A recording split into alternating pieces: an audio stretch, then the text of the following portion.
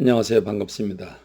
말씀을 사모하는 여러분, 오늘도 말씀과 더불어 삶을 살아가기 바랍니다. 그것이 안전하고 여러분을 늘 기쁨으로 넘치게 하는 줄로 믿습니다. 오늘은 사도행전 1장과 2장에 있는 말씀을 함께 읽고 묵상하게 될 것입니다. 여러분, 지금까지 마태, 마가, 누가, 요한 네 권의 성경을 읽었죠. 예수님의 생애, 왜 오셨는지, 어떻게 오셨는지, 오셔서 무엇을 하셨는지 보여주었습니다. 그럼 사도행전은 무엇일까요? 예수님이 행하신 이 놀라운 구원의 그 비밀을, 그리고 천국의 문을 이 제자들을 통해서 땅끝까지 전하게 되는 이 일에 몰두하게 되는 거죠. 그래서 제자들을 통해서 이 복음이 세상 만방에 퍼지게 된다는 것을 보여주는 사도들의 행적입니다. 쉽게 말하면 역사서죠. 복음이 어떻게 땅끝까지 전파되었는가를 보여주는 그 역사서가 바로 사도행전입니다. 사도행전 1장과 2절은 부활하신 예수님이 40일 동안 제자들과 함께 미로의 기간을 보내십니다. 제자들은 여전히 세상 나라에 대한 관심이 많지요. 그러나 예수님 그들에게 하나님의 나라를 소개시켜 줍니다.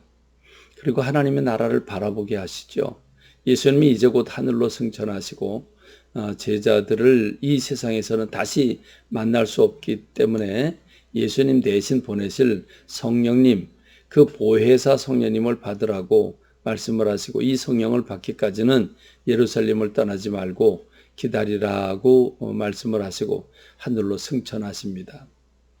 두 천사의 이야기는 오늘 우리들의 마음이 어디에 초점을 모으고 있어야 되는지 보여주고 있죠. 예수님께서는 그렇게 사람들이 본 그대로 이 땅에 다시 오신다고 말씀하셨습니다. 그 주님을 기다리는 저와 여러분이 되기를 바랍니다.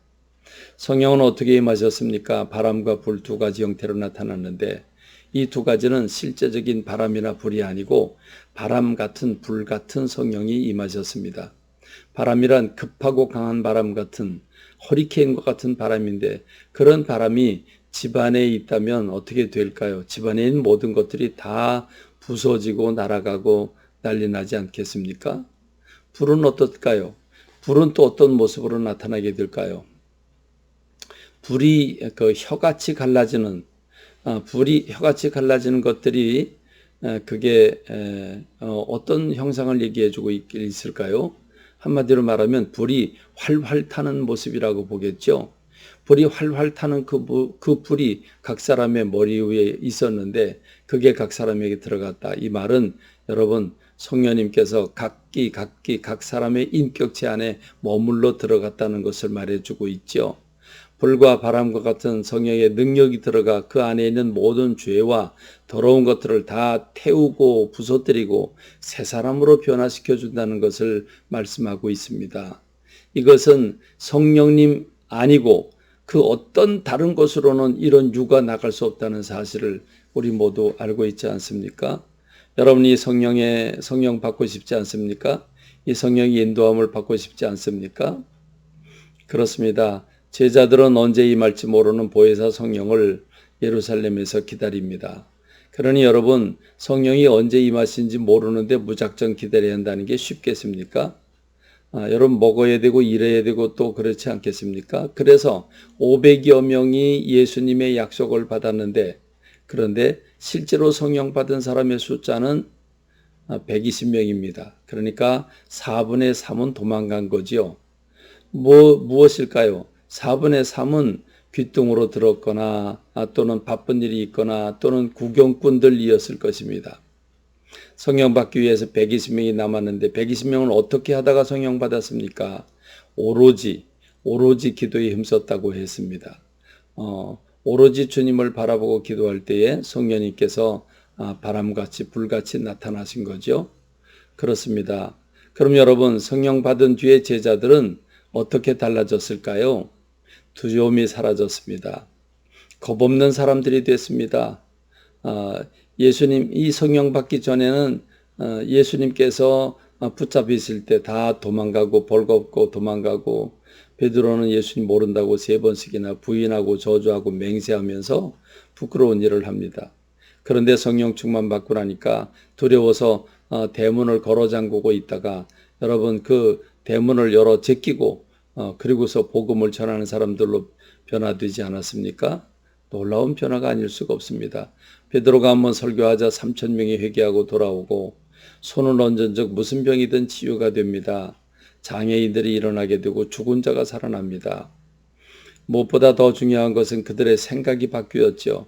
그들의 인생의 목표가 달라졌습니다. 관심사가 달라졌습니다. 세상적이고 육신적이던 그들의 관심이 이제는 영적인 것, 하늘 것으로 바뀌어져서 전도하는 사람들로 바뀌고 하나님 나라를 위해서 온몸을 던지게 된 것입니다. 여러분 이렇게 처음 교회를 생각하니까 우리 교회와 비교하지 않을 수가 없죠. 우리 교회는 건물과 외부 환경은 처음 교회보다 훨씬 좋을지 모르지만 성령의 능력이 약화된 것이 아닌가 하는 우려를 낳습니다. 지금 우리가 사는 시대는 성령 시대입니다. 예수님이 재림하시기 직전까지는 성령 시대이기 때문에 늦지 않았습니다.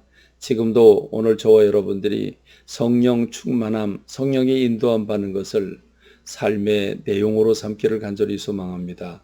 주님과 더불어 살아가면서 성령의 인도를 받음으로써 능력의 삶을 살게 되기를 주님의 이름으로 축원합니다.